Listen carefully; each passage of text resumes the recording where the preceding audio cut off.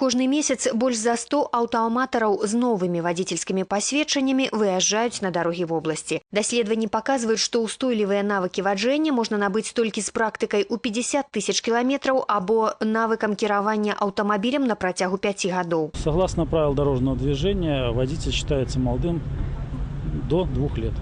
Як прызнаюцца супрацоўнікі ДАІ, галоўная памылка ўсіх маладых вадзіцеляў – залішняя самаўпэўненасць і жаданне пакрасавацца. Гэта і зразумела. Сярод навічкоў у асноўным людзі 18-20 гадоў. Узрост, калі моладзь самасцвярджаецца. Гэта пераносіцца на дарогу, дзе іншы раз забываюцца і правілы дарожнага руху, і элементарныя маральныя прынцыпы. У апошні час у маладзёжным асяроддзі існуе і нейкая мода на правы. Гэта значыць, атрымаўшы пасведчанне, да ваджэння чалавек прыступае не адразу. Галоўная прычына – адсутнасць уласнага транспортного сродку. Я считаю, что затягивать с этим временем нельзя, нужно как можно скорее садиться за автомобиль, чтобы ничего не забыть.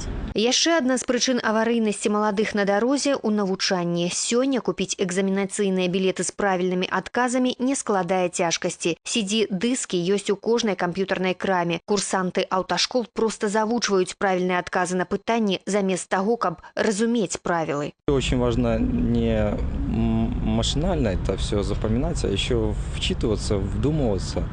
Нядрэннае рашэнне падобнай праблемы прыдумалі ўлады Великабрытаніі. Са студзеня будучага года Міністэрства транспарту гэтай краіны забараніла продаж тэстаў з пытаннямі і спісам правільных адказаў. Зараз англійскім вадзіцелям прыйдзецца вучыць і разумець правілы дарожнага руху, а не завучваць правільныя адказы тэстаў. Мікалай Кальсін, Алена Трацэнка, Валерый Гапанько, тэлерадыёкампанія «Гомель».